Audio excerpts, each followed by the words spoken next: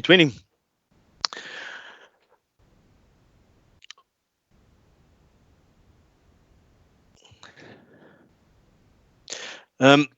Firstly, let me start with welcoming everybody on this unusual, let's say, event that we're having virtually. We had all intentions and providing the partners with a physical service managers conference this year, but we got hampered by the COVID-19 situation. 2020 has definitely been a challenging year for all of us. And firstly, we would like to commend the business partners in continuing providing the service to our end customers in a safe and healthy manner, but still having that customer service delivery and customer centricity available to our end customers. That is really well done to everybody. As a business, we are committed to assist the partners in driving efficiencies in service to recover from this pandemic setbacks and losses. We encourage you to engage with us and work together in establishing the most efficient and cost-saving service offerings going forward. This session will be the start of sharing the current possibilities to streamline and enhance your service capabilities. I hope you find the value in information we're sharing and can immediately implement some or all of the suggestions to improve the service delivery in the most cost-effective way. On our agenda for today, we will quickly introduce you and refresh your memory on the current service delivery team. We'll then switch over to efficient service delivery, which is looking at our proactive tools that we've got available to make more efficient and cost-effective service offerings. We'll discuss some technical tools, some changes in the current systems that we have.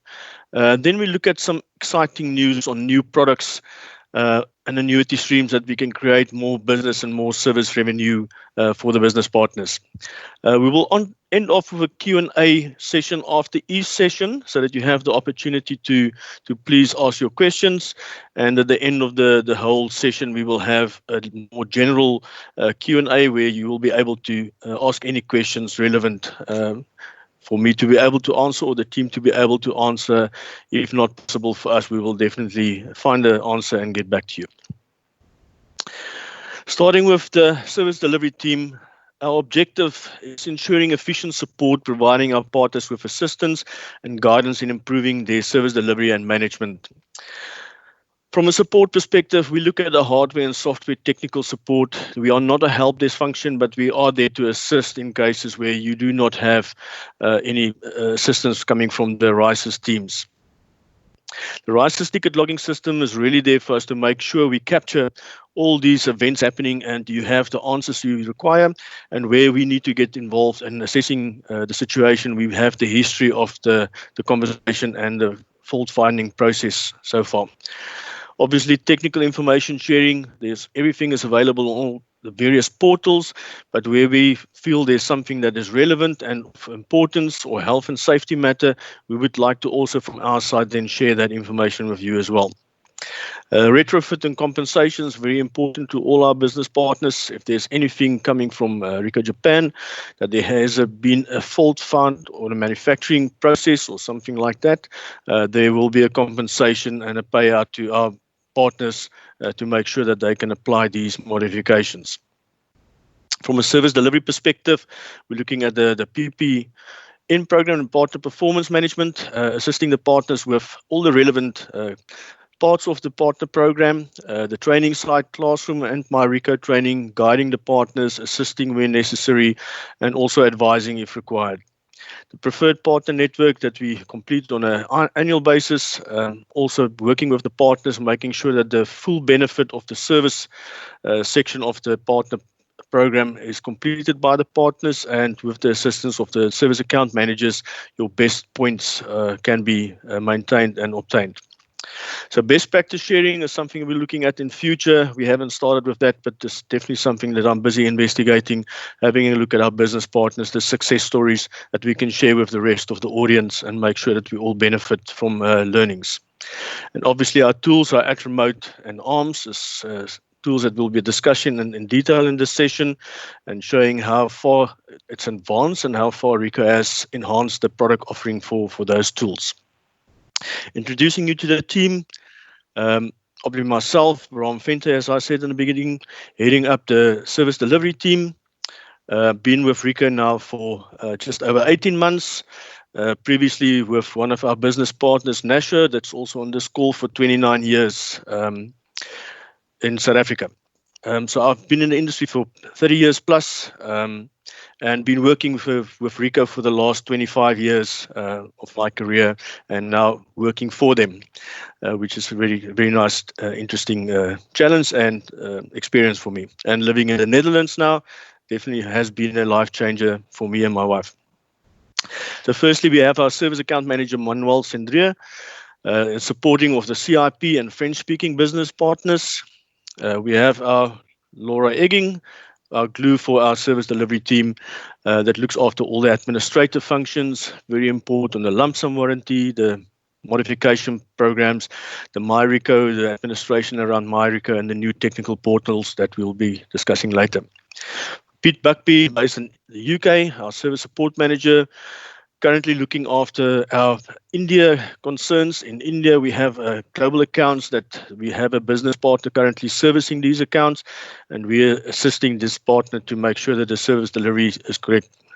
So Pete has done a lot of training events and account events with the partner, and spent 2 weeks a month for the last 6 months before COVID in India to assist the partner. Pete will also be now assisting us with the Middle East partners on a technical perspective, on the OP side, and also on the side of PPN, assisting the Middle East partners with that.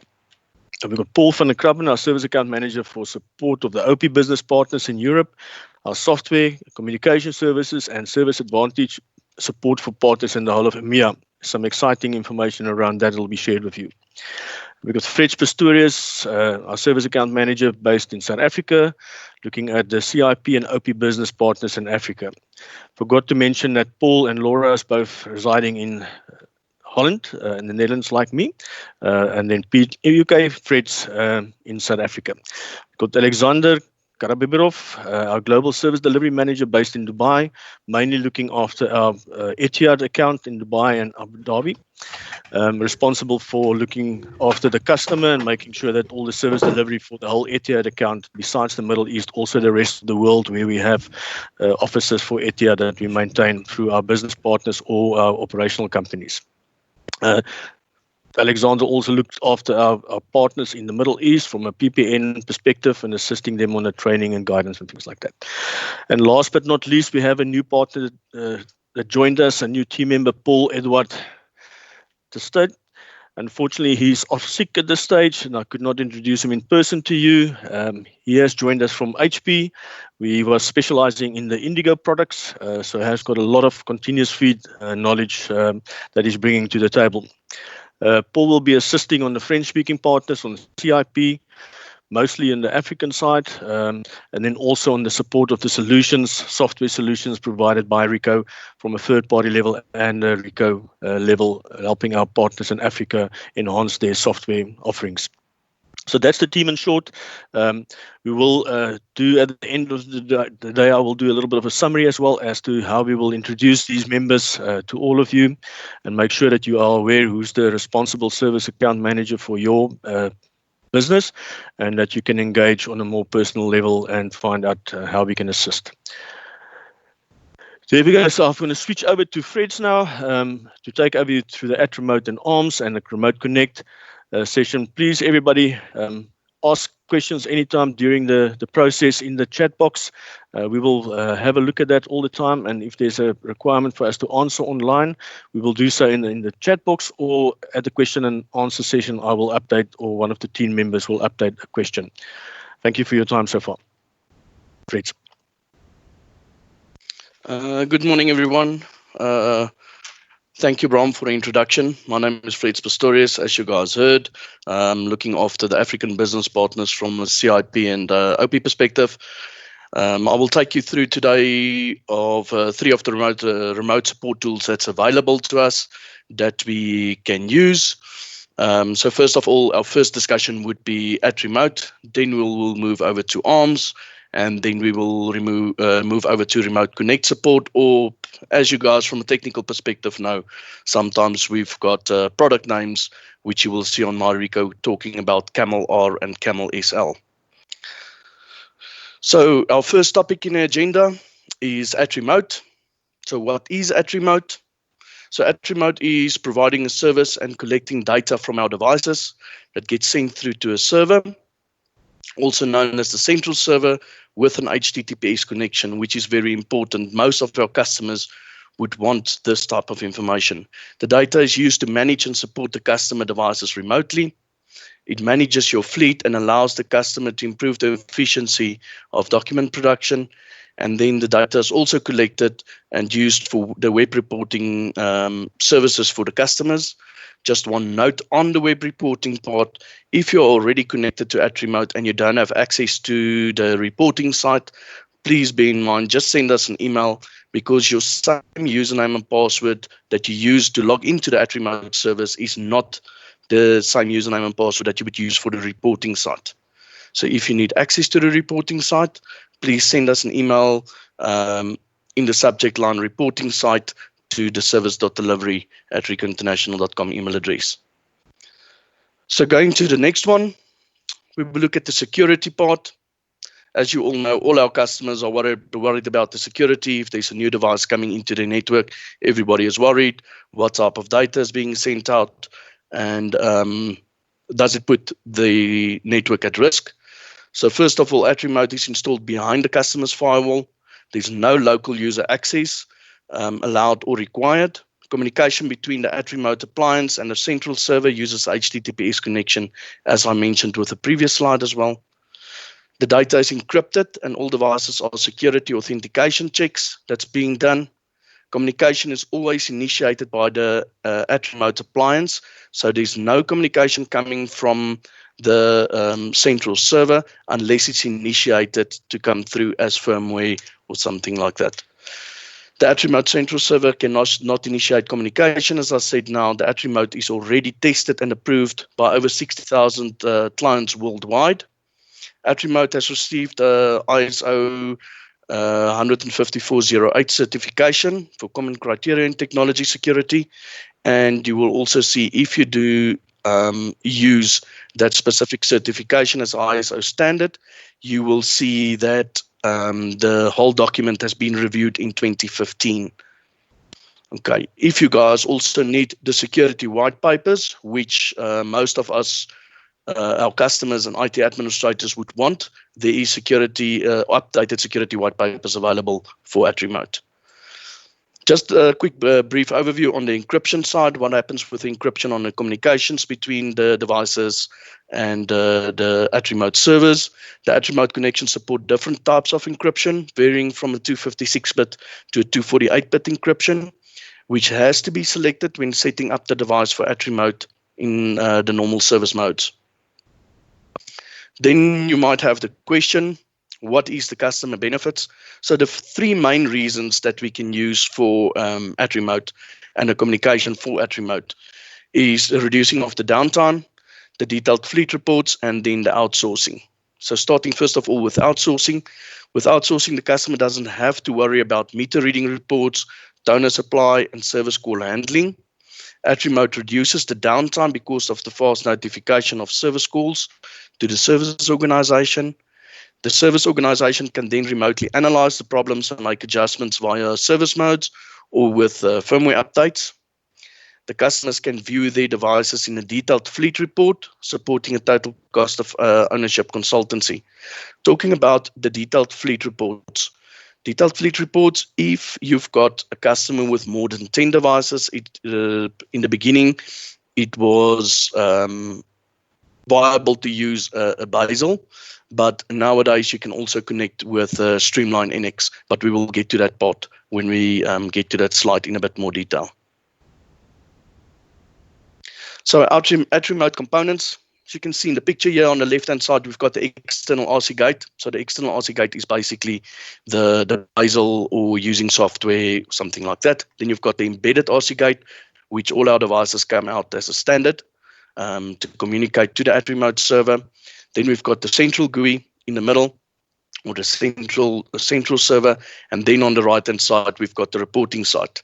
So there's 3 different ways of connecting a device to AtriRemote. You've got the external RC gate or basal, more than 10 devices per site, and an embedded RC gate, less than 10 devices each.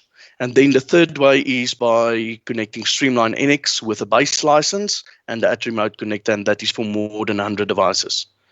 The devices connects to the central server. The central server is linked to the Ceres server and the reporting site.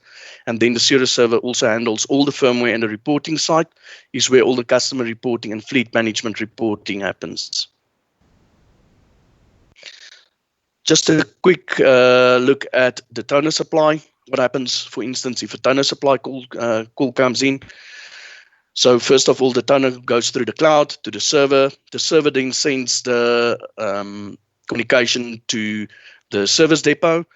From there, with the least human intervention, that order gets processed automatically, and the logistics company gets notified, and they pick up the toners and drop it off at the customer site. So looking at the reporting side. So first of all, if we look at the reporting side, there's the green report, especially for the guys that's ISO 14001 certified or environmental accredited. Let me put it that way. So if you look at that specific part, you've got on the left-hand side, you've got a brief overview in graph format of duplex and combine, what happened with the duplex and combine section, and what the trend is currently at the customer side. Then you've got the combination of the paper saving using the duplex and combine, and then on the right hand side you will see the energy consumption levels of the device. Guys, please just bear in mind, you will see the last few months, basically from April down to July when we pulled this report. There's very to no little data available, and this is because of the COVID-19 pandemic. A lot of devices was inactive, and that's why you can see the big drop in the reports from that side. Next one, which I think is very important, and this could actually help you a lot. This is when you are connecting with a basal at the customer side, or with connecting via Streamline NX with a base license and an AtriRemote connector. You can get this type of reports. So first of all, you've got your monthly volume report, which will be also available when connecting only from one device. We're using the embedded RC gate. The reason I'm mentioning Streamline or the basal is because of the report that you will see on the right hand side, which I will talk about, or the graphs on the right hand side, which I will talk about now. So the monthly volume report, you've got your split between black and white and your color by the Ricoh brand and your competitors that's in the network. And then you've also got your monthly asset tracking report, the machines tracking report for all the brands, and checking your MIF against your competitor.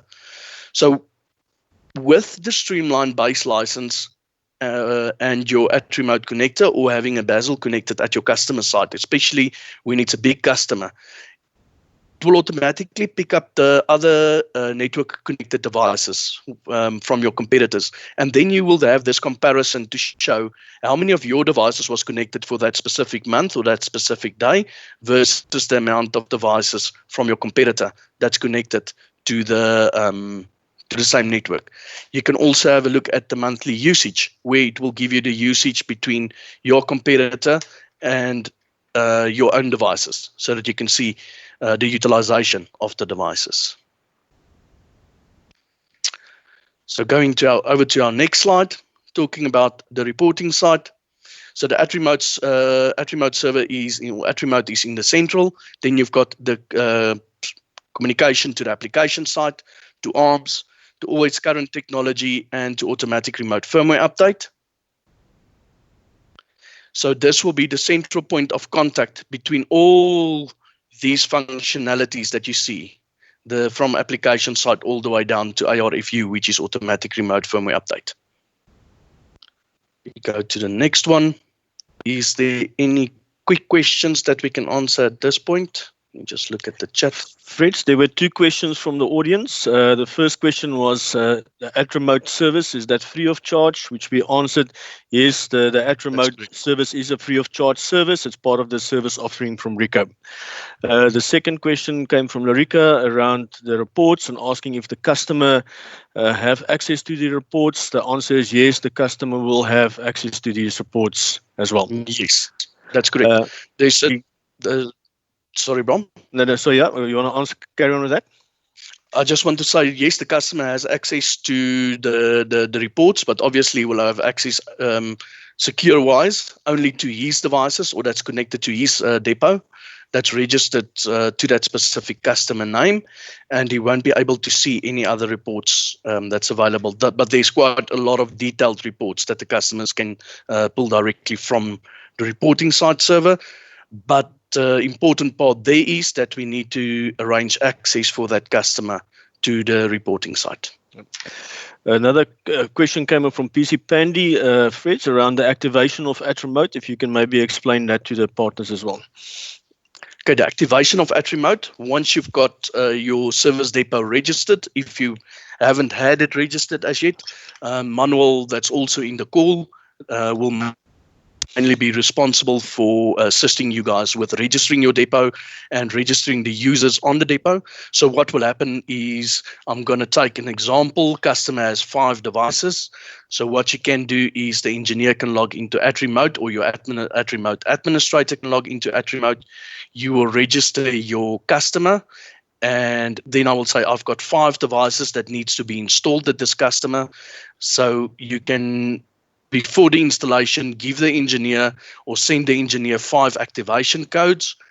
You go to the customer site, install the devices, you log into Web Image Monitor once the machine is up and running and ready.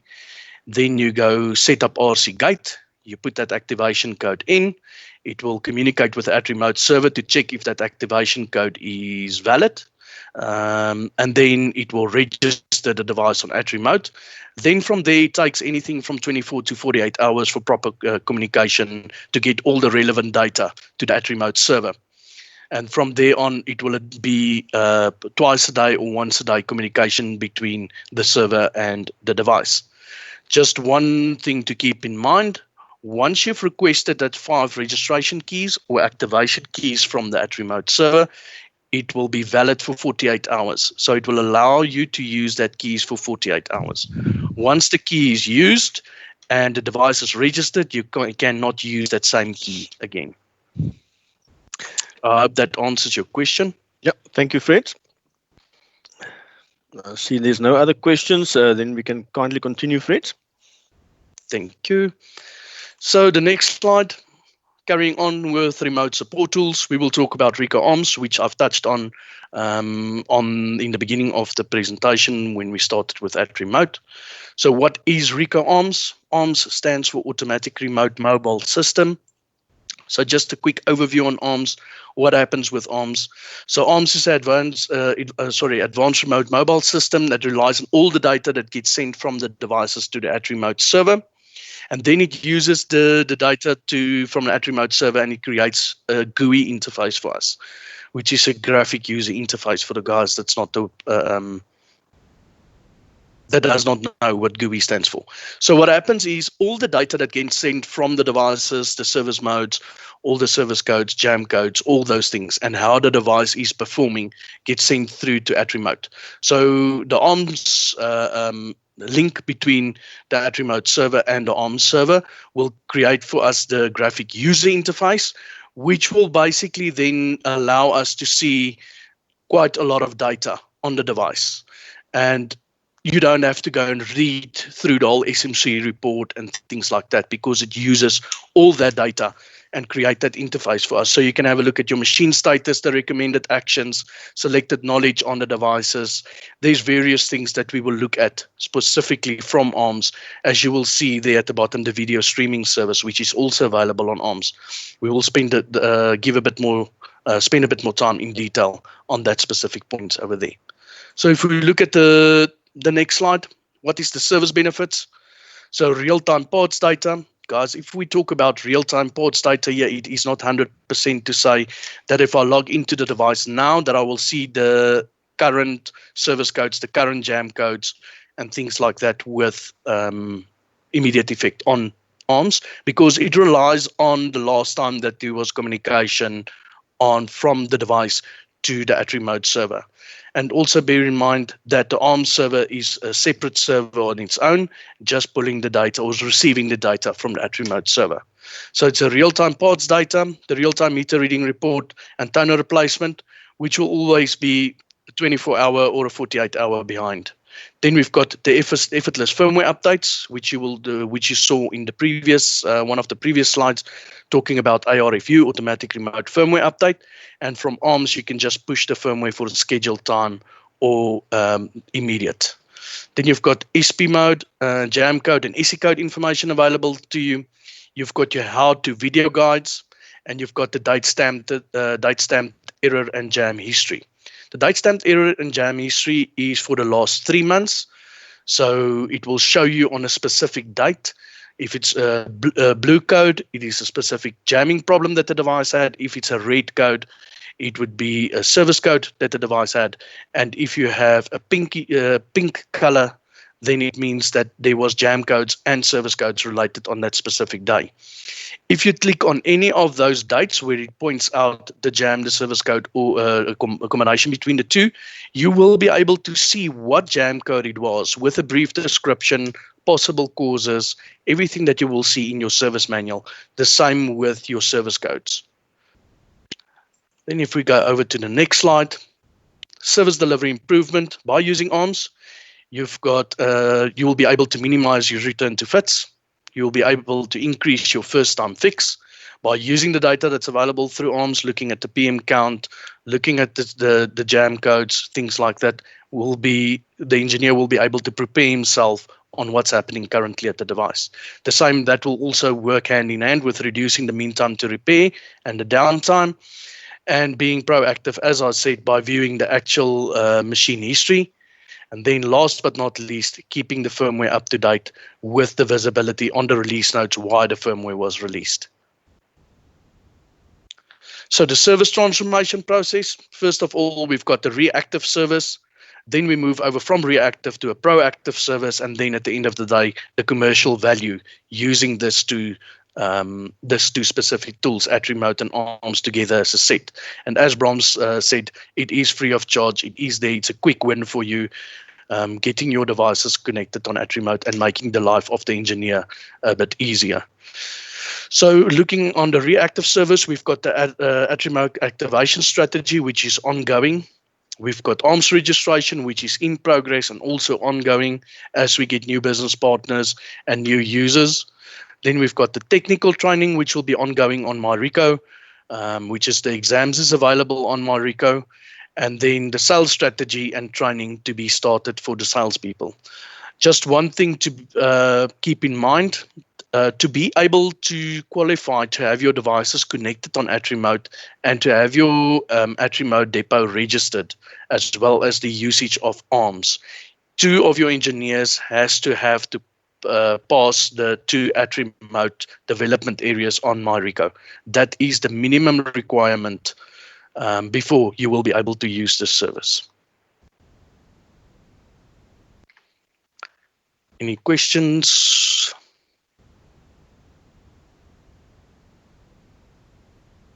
We're all good for now, Fred. Thank you. Thank you. Okay, then we go to the Remote Connect support, which will, from a technical perspective, you guys will see they talk about Camel R and Camel SL. Just a brief overview on the difference between the two. Camel R is connecting to the panel of the device, and Camel SL is to connect to the customer's PC with their permission, like you would use with a Teams session or with any desk or any remote software.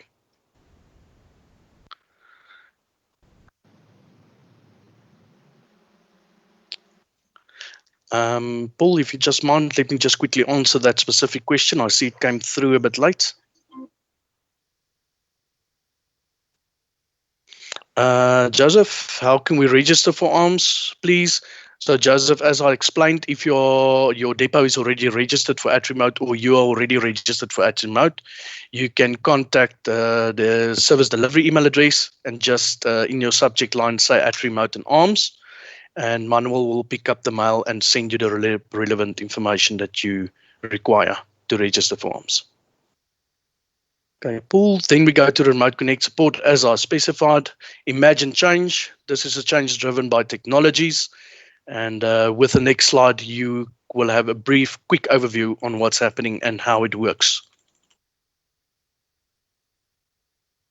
Paul? Let's face it, even the most reliable technology hits an occasional snag. What matters most is how quickly you can resolve it and get on with your day. Introducing Remote Connect Support, part of Ricoh's suite of smart support tools that ensure the office technology you rely on is always ready when you need it. With Remote Connect Support, one phone call puts you in touch with an expert who knows your Ricoh MFP inside and out. Not sure how to change your scan settings and your workflow requires color PDFs to share with clients?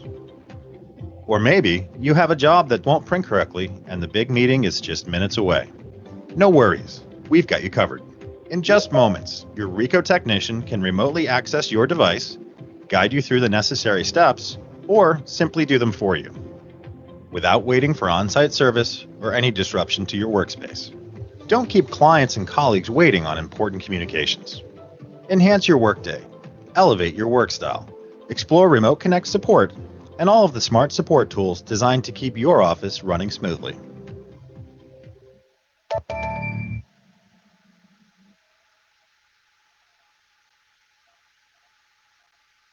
Thank you, Paul. So now we will move over to a bit more explanation about Remote Connect support and the functionality of that, just a explanation and a high level on each of them. So first of all, the Ricoh Intelligent support. This is part of the Ricoh Intelligent support package. So Ricoh Intelligent support is a powerful combination of the always on or always current technology, or ACT as you will know it from a technical perspective, and the fast access to support when you need it. The device management using a state-of-the-art technology and data analysis. Ricoh Intelligent support continuously monitors the internal workings of the device to anticipate any issues and help to prevent them arising. So it's more resilient and reliable than ever, delivering superb non-stop performance. Customer support. If issues do arise, as they occasionally will, our array of support resources are available to help to fix the problem straight away, from the smart self-help tools and to rapid remote support assistance, as you saw with Remote Connect support. So from the minute your Ricoh device arrives, our comprehensive maintenance service is there, giving you the peerless protection and care that the customer is expecting of you. Let's now take a look at how this integrated support and service platform works to maximize your device uptime and performance, with much of the maintenance management taken care of without you even needing to know what is happening. So the solution overview, you will see the Remote Connect support, or CAML-R, allows the support operator to remotely connect to the client's device equipped with a Smart Operation Generation 2 or Generation 2.5 panels. Just a brief difference between the Generation 2 and Generation 2.5 panel. The Generation 2 panel is, for instance, like the MPC 3004 series. And if you have a look on the Generation 2.5 panels, that is the IM and IMC devices. The connection is done over the internet through HTTPS connection. This will enable the support center to diagnose and possibly resolve issue through real-time screen sharing, remote guidance, and operation. With CAML-R or Remote Connect support, the customer will have to be connected to you via the phone to give you the receipt number for you to access the device remotely, and then the customer also needs to grant you permission to take full control of the panel. It cannot be initiated from your side. The customer needs to grant that permission. The same with Camel SL, which is connecting to the customer's PC to assist the customer maybe with a print driver or something directly on the customer's PC, which is also part of the Remote Connect support bundle, and it allows you, the consultant or the help desk consultant, to connect to the customer's PC and help them remotely with the customer's permission. The customer needs to grant you that permission. There is also white papers available for Remote Connect support on the security side for that. So looking at the Remote Connect support, the benefit to the customer and the benefit to our business partner, which is you, and the customer itself. So the goal for the benefit to the customer will be increasing the customer satisfaction by reducing the downtime and saving the call duration with the call center. And the benefit to you is reducing the number of customer engineers or field service engineers dispatched to the customer, saving the call duration with the client, and also increasing the service efficiency and the first time fix rate in your company. So looking at the service advantages, using Remote Connect support. So without Remote Connect support, it is difficult to understand the issues and diagnose it verbally via the telephone, either from the help desk consultant or the service engineer side. It is not always possible to resolve the problems directly over the phone, and then you need to dispatch a field service engineer to the customer site. So with Remote Connect support, it's easier to diagnose the problem and the support issues from a remote perspective, because I can see what is happening on the screen of the device. You will also be able to avoid dispatching the field service engineer, basically using more time to get to the customer and get the customer up and running.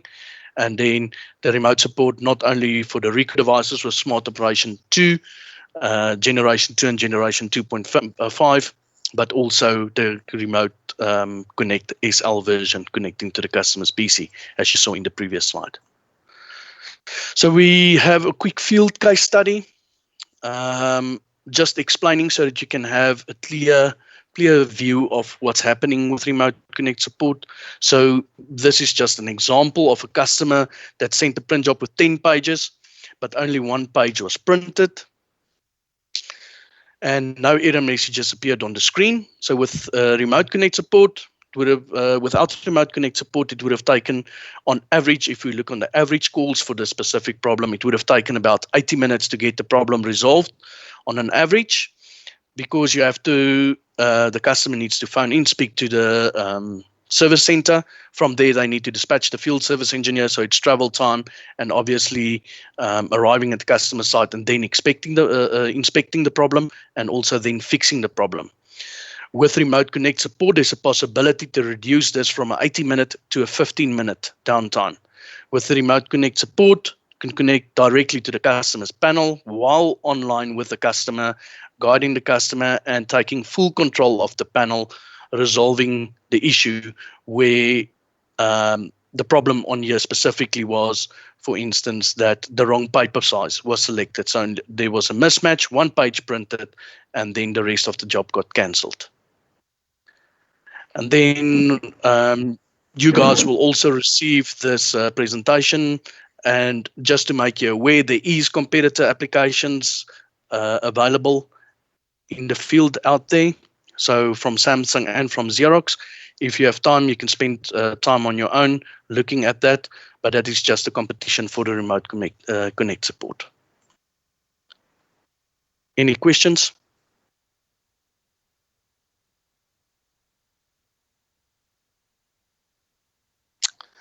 Then I will hand over to you, Paul. Thank you, guys.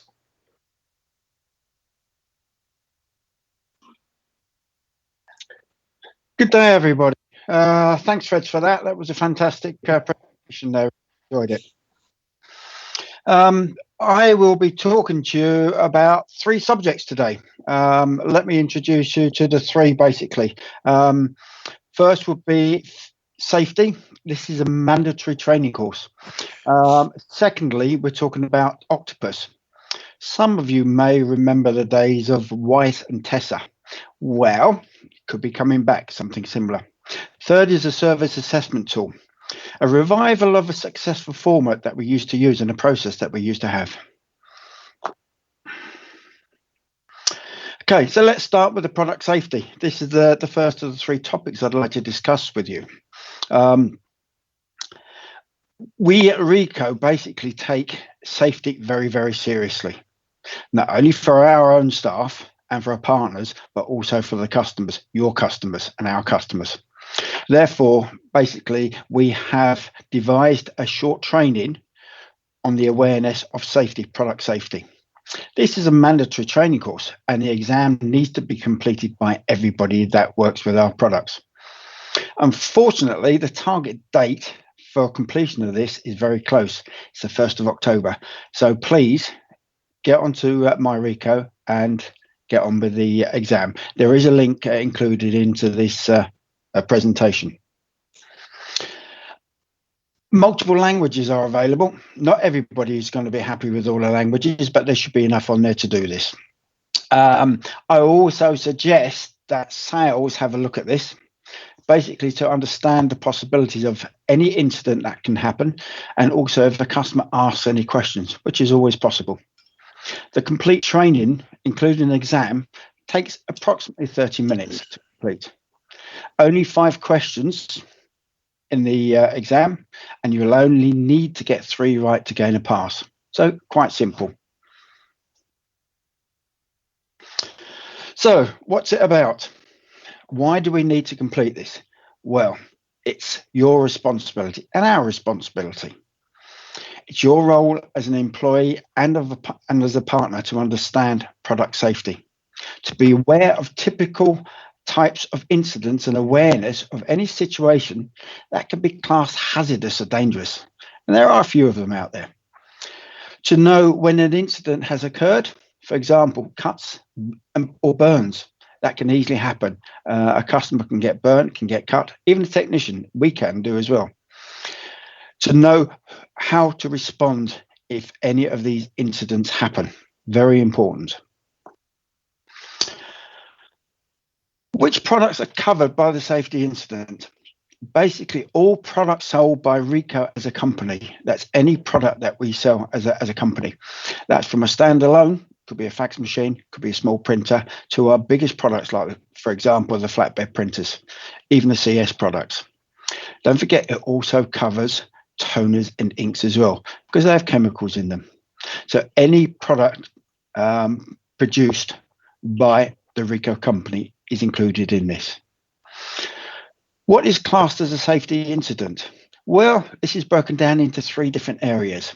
3 areas that you need to understand, and they're actually covered very well in the exam, in the training session. First is bodily harm, burns, electric shocks, as I said, cuts, etc. That's the first one. Second one would be property damage. It could be from smoke, it could be from a fire, it could be from anything similar to that. And of course, the effects on health, which is the third one, from ozone, from fumes, and ammonia. Not used very often, but it is still used in some of our products. So if an incident happens, how do you make the report?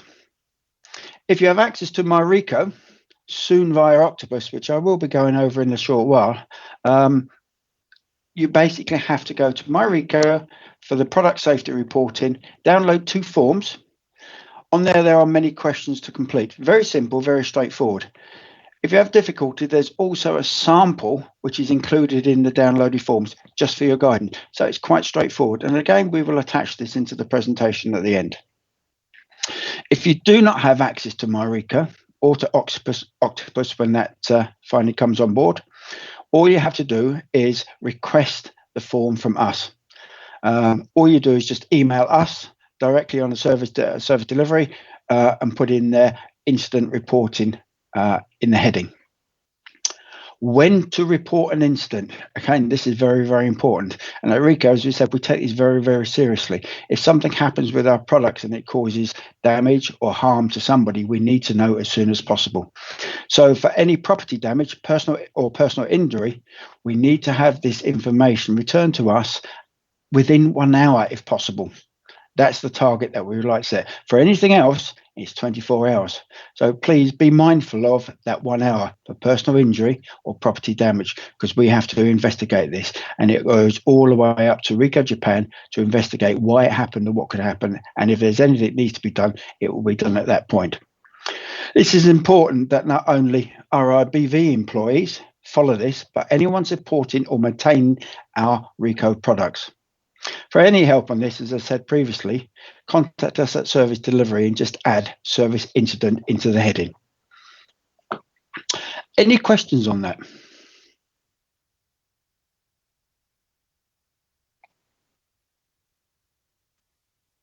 No, that sounds straightforward. Thanks, Pete. Yeah, I also want to commend the partners. A lot of the business partners has already acted on this after the email was sent out by myself about a month ago. Thank you very much for all the ones that has completed this, and the ones that's still busy with that. Please, this is really important for RICO Japan, for us to complete this training, that we make sure that ourselves, our engineers, and our customers stay safe and healthy. Thanks, everybody. Yeah, we will follow up on this. Our SGMs for each district and area will follow up on this, and just give you a gentle jog if you haven't done it. Okay, let's go on with the next subject then, if we can. Right, this is the Octopus. It's a new portal. Some may remember the old days of Weiss and Tessa. I certainly can, from the old days, yes. Yeah. Okay, what is it? It's a brand new portal that's coming out.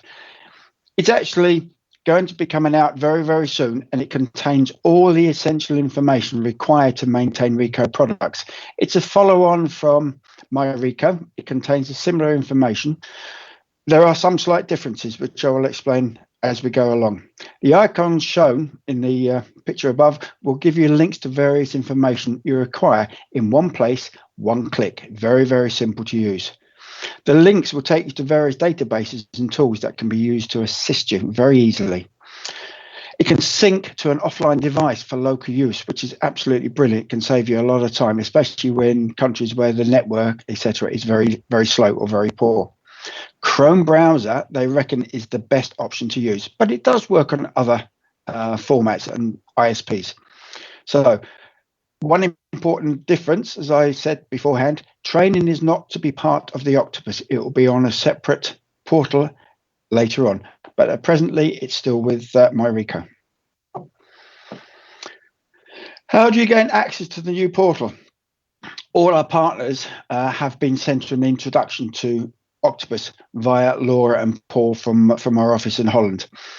Laura, in that request, has asked all our partners, all you partners out there, to look at the registered users on MyRICO and just trim that down to active users within your company. We don't want to add users on because it's a fresh new portal. We only want active users. So please go through it if you haven't done it and send the information back through to Laura. It will then provide the information to Laura of the registered users, and then they can add that to the list. If you have not seen the request from Laura or Paul, please contact the service delivery. Again, in the heading, just put Octopus registration, and then we will be able to deal with it. We would like partners to administer their own users, similar to the MyRICO. Obviously, we want you guys to do a little bit of work on this and to control how you actually use it, so that you can basically manage all your users and give them correct access to the data that they require. So they don't have to have everything, they just need to have access to the information that they require. Therefore, it prevents them from doing unnecessary training, which is not going to be useful to them. MyRICO will run alongside Octopus for the time being, but the site may not be updated in the near future. So MyRICO is available. It will be there for quite some time. The activation date has not been decided as yet. Octopus will come on board and that will be fully up to date. Remember, no training is on Octopus. Date to be confirmed soon of the new portal. A brief site links gives you an overview of what we have. This is basically what you will have on Octopus.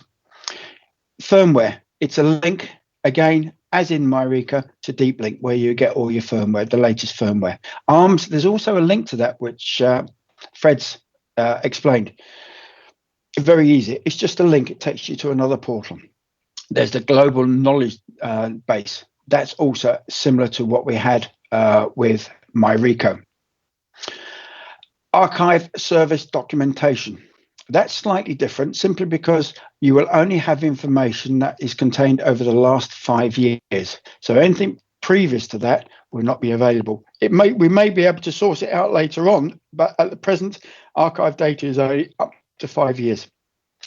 Publications on the list on the right-hand side gives you all the usual things that you've always had with MyReco, the white papers, technical bulletins, drivers, etc. They're all on there still. There's a new one, Optimum Service Procedures. This should be very, very useful to all our technicians out there. It's going to give you the information to maintain the products with the correct service intervals, PM schedules, parts, etc. This will all be available on there. It's to guide your technicians on how to main the products to the best. Don't forget, please return your registration to Laura to update the registered users. Thank you very much. Is there any questions? Excuse me. All good. Thanks, Pete. We can continue. Thank you. Right. The final one I want to talk about is the service assessment tool. Some of you may have remembered that we did some of these a few years ago when a gentleman called Andre Britt was with us, and I did some as well. We're actually reviving this again. But due to the current situation with COVID, obviously there's a very, very limited travel or no travel at all. So what we have to do is find a new way of using this tool. Business is still the same, but it's different. So we have to do things slightly different today. New markets are important to provide new revenues. Therefore, we need to be prepared and perhaps discover new ways of working. So to do this, we need to be creative. And we've put together this service assessment tool. It's different to the PPN. PPN is correct answers. You have to have correct data for the PPN. For the service assessment tool, there are no correct answers. It's all about your company. It's been designed to be online. There will be 7 different sections on this, starting with, for example, partners and your staff, how you do your training. Do you have a help desk? How do you look after your customers? Is there customer satisfaction? What's your service strategy for the next 2-3 years? Obviously, it will have changed a little bit by now, but this is what we are doing. So basically, we're bringing this back. Why are we bringing it back? As I said, times are different now. It allows us to help you, to help us. Excuse me. To be able to share your experiences and the way of working. It will show where WeReco is International can help you. Because sometimes you have information that is very useful for us, which we might be able to share with other partners. So we're all working as a family to get this together. Completion of the form to be sent out eventually, once it's completed, is only the beginning. It's 7 topics, as I said. We will then ask you to send it back, and then the SDM for your region will contact you to follow up. We'd like you to participate in this, and if you would like to participate, please let us know. Any questions on this? Thank you.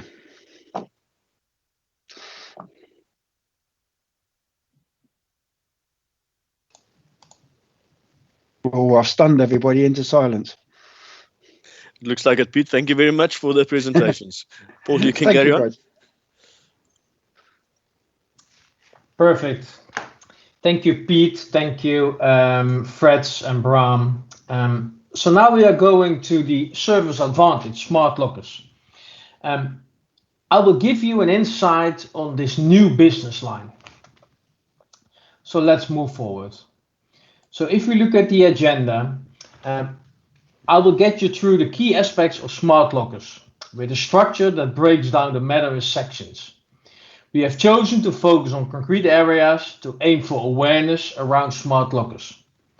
So we have what it is, what it does, what you need to make it work, how to sell it, and why you should sell it. So if we go to the first section, what it is, then I will give you a high-level definition. Smart lockers are an innovative combination of flexible workspace storage and the latest connected technology. They provide advanced storage solutions that offers the following: 24/7 manageable access, end-to-end tracking of usage, new more efficient business processes, automation and full management reporting capabilities. Smart lockers will transform the way you manage many aspects of your workplace, from managing incoming mail and parcels to controlling an inventory of valuable devices or equipments. So you may all have the same question right now in your mind. Why Ricoh? One of our core challenge is to become the expert in analog to digital transformation. Thanks to our 80 years of manufacturing innovation and a continuous focus on research and development, we now have the technology that can be applied across different applications. There are a large benefit of digital transformation, and smart lockers will play a major role in this. Assessing customer needs, workplace optimization, as well as process optimization, and the way people interact with technology, smart lockers became naturally a strong focus. So here you can see a visual on our smart lockers. So based on the different requirements from the end user, there's a complete range of different locker types you can use. You can see here that there's different sizes, different types, as well as different visuals. All of that can be customized and all based on the end customer requirements. We will get more in detail in regards to the locker requirements later on. So before closing the what it is section, I would like to introduce the following 4 business applications for smart lockers. First of all, we have personal storage. For an organization staff, as well as for their guests for temporary usage or fully dedicated to an employee, storage of personal belongings as well as work equipment. It's currently not launched. We will launch this by the end of this year. Then we have asset management. This really focuses on helping companies to manage efficiently their resources. Can be device in temporary use that needs to be collected at the end of the day, for example. Then we have inventory management. Speaks well for service. This can be typically be found for your field engineer, for example, to pick up their parts and consumables before they service your customer. Last but not least, we have click and collect parcels, because in some areas of the world, post offices can be limited. And in that scenario, we can provide an alternative. Please bear in mind that these are only a few examples of the 4 business applications. So if you can think of any other business application, don't hesitate to contact us. So now moving on to the what it does section. So smart lockers are open to a new range of offerings for your organization. As there are several uses for smart lockers, you can give yourself the opportunity to respond to some of those scenarios that will be introduced in more detail. First of all, we have visibility on usage. With the software, you can precisely track usage, and based on this, you can plan for trends. And there are many applications. For example, smart lockers will never make coffee. You can be sure of that. However, they can be used in a numerous different scenarios, and it will be on us to give you a taste of it. For example, think about how integrating lockers into business processes can be game-changing in the market. Then we have security. By using smart lockers, there's a great benefit in improving security. Safety storage is always a key challenge for any organization, and is giving them the ability to manage it from the back-end software to ensure efficiency. Then we have company policies. We already mentioned the influence of smart lockers while it comes to improve existing processes. Think about all the areas where those could be implemented and would life make easier for a lot of employees and management. Then we have innovation. It's not a secret that our market became more and more competitive every year, and that differentiation will always be a strong element in securing business opportunities and staying relevant into customer minds. There are several ways to interact with the smart lockers, enabling connectivity with smart devices to improve user experience and deliver flexibility. So what do you need to make it work? First of all, you need to use your existing customer portfolio, because they are the ones with whom you can investigate and have specific discussions on this topic. There's a big potential in approaching customers that you already know of and where you can suggest complementary technologies to answer some of the business challenges. Your current field engineers are looking after multifunctional devices, and they will be able to increase their knowledge and skills around lockers now. The transition path to that knowledge is a small shift. It's also beneficiary for them as they will get more extended knowledge, or it can be a transition path for potential dedicated people. At Ricoh International, we will be setting up several sessions to discuss the need for training, development, how to improve the skills, and how we can help you to make that shift. So we already identified some key roles for organizations that want to move forward with Service Advantage smart lockers.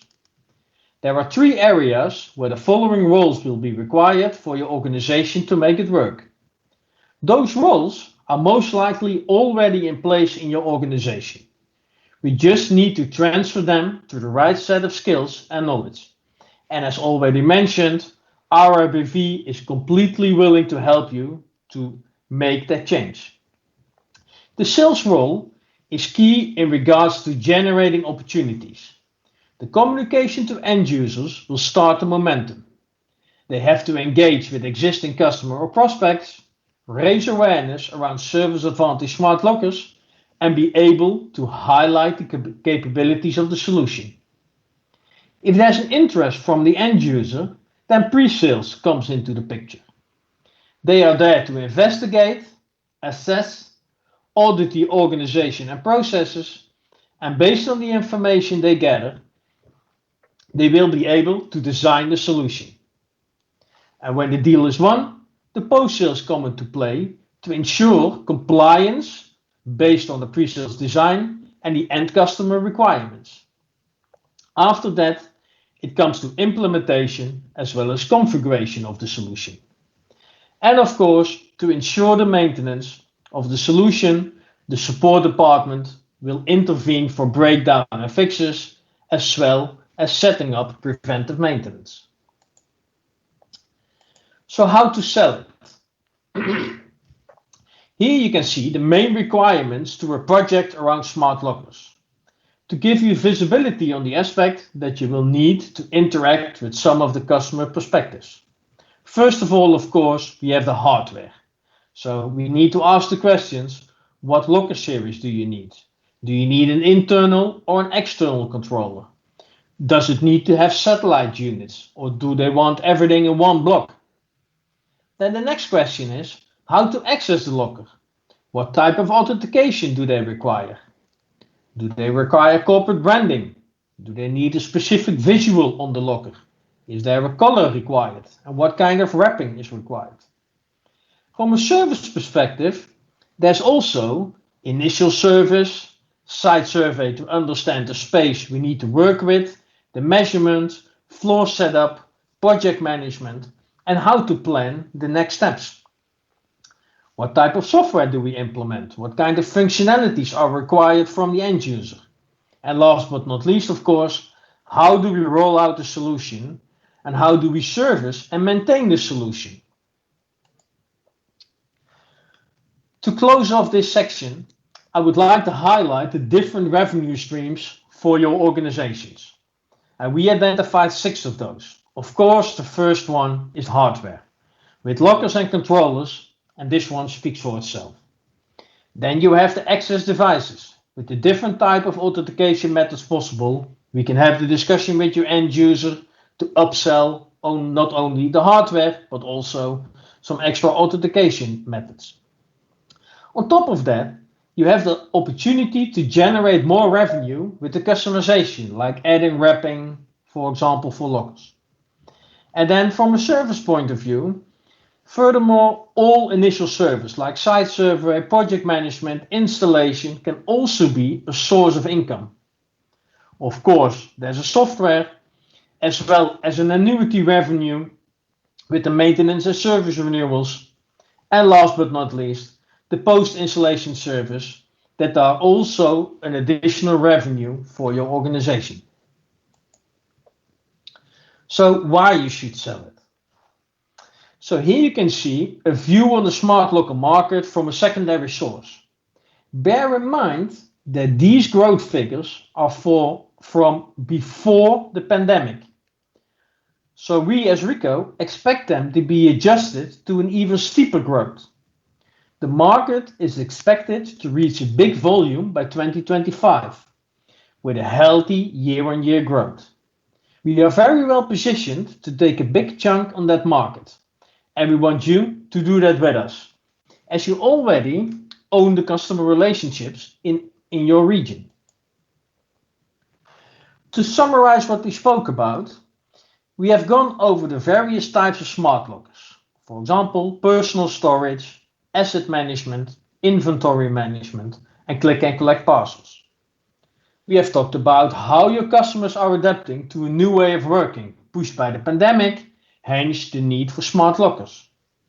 How you are well positioned to upsell this into your existing customer portfolio, as you already are a trusted supplier, so you can easily suggest complementary technologies to your end users.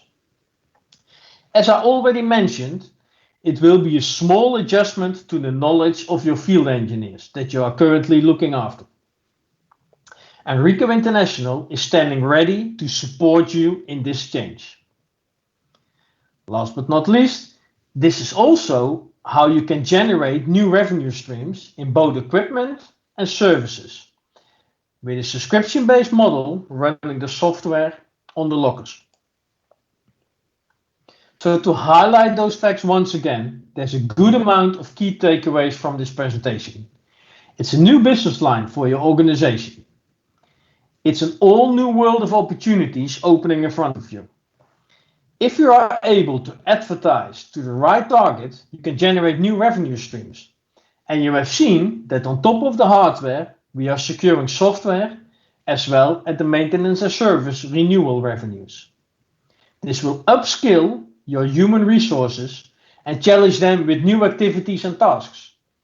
So this is also an opportunity to create mobility and a part of improvement for your staff. You have a huge opportunity to be one of the first players on the market supplying such kind of technology and address current changes that are currently taking place across the globe. It will also allow you to position yourself with different angles, and it makes it tougher for the competition to catch up. You can surf on an early wave and secure a revenue stream that can compensate some of the core business stagnating. So are there any questions about smart lockers and how to move forward with this?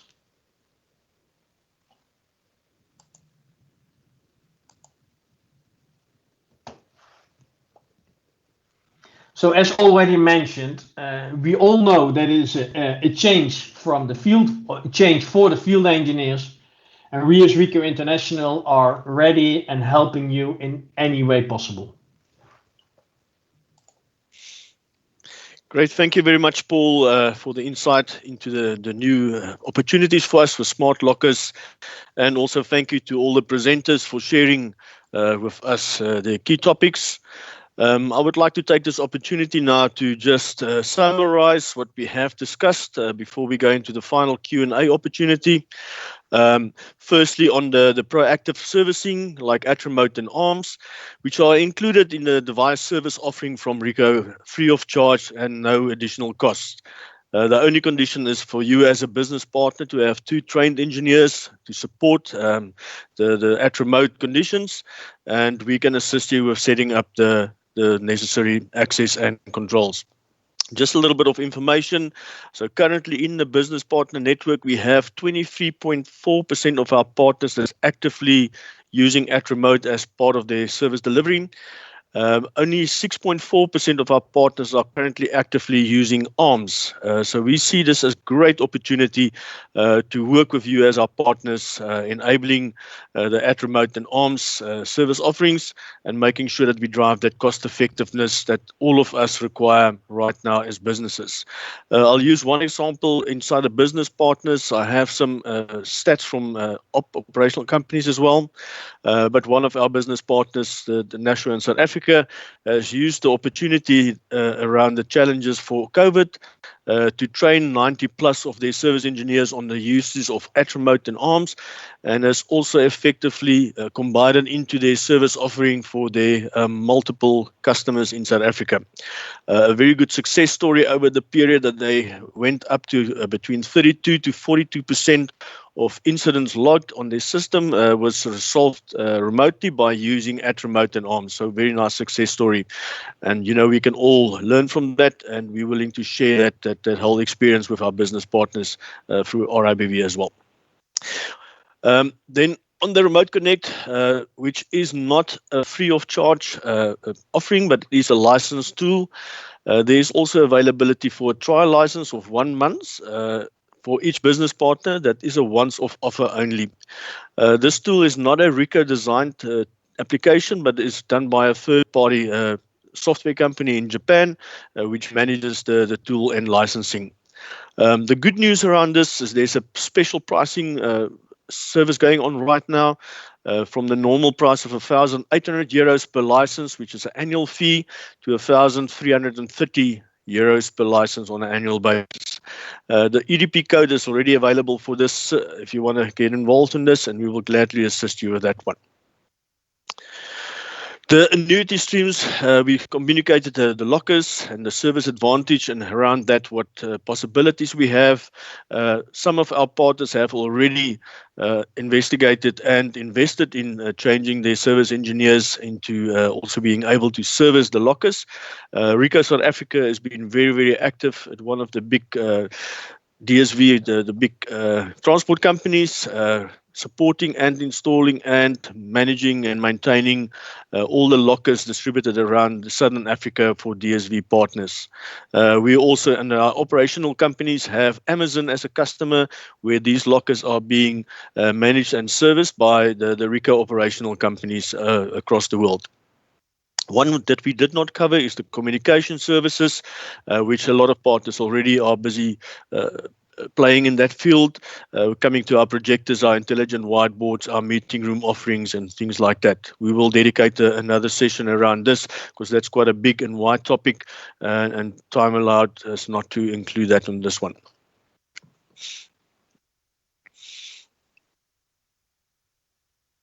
Okay, so we already have some future sessions planned for the next 6 to 8 weeks. We would like to share some more information with you, more in-depth information around the service assessments, and explain that in more detail if required. But we will obviously engage with you before that as to how we plan to manage this.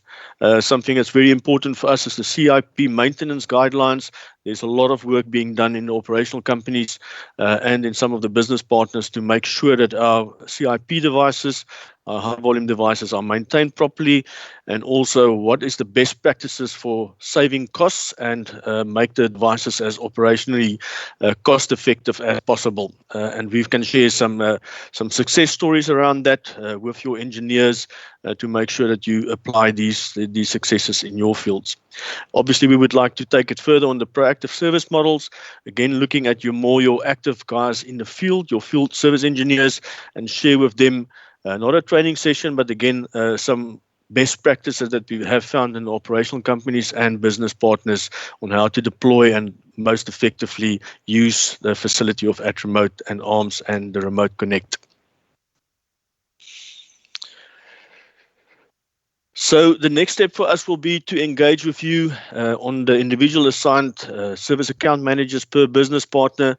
We will either do this via email session or email communication, but also we've very much would like to have a little Teams, let's say 15 minutes to half an hour engagement with each business partner on a personal level to show the face and introduce ourselves and take the steps that we need to take going forward and make sure that we work together and engage more professionally. Last not least from my side, beside the fact that we're going to share the presentation and the recording will be available of this whole session as well. We've also made a feedback form that we would kindly ask you to complete for us. All this information will be sent in an email following the session in the next 2-3 days, where we will have the necessary links and the feedback form available to everybody to complete, and also make sure that we have all the necessary information available in that email and body as a hot link that you can click on and you can access the information required. But if there's any other requests, please feel free to make use of the service.delivery@ricointernational.com web email address that you all have access to. The whole team is on that, and any one of us will be able to assist you with any requirements. Thanks, Paul, and that was the feedback form. And now for the final opportunity to ask any questions. If you would like to raise your hand and ask a personal question by unmuting your microphone, you're more than welcome to do that. If you would like to do something in the chat, please just type your question in the chat and we will answer accordingly. So the floor is now part of our business partners.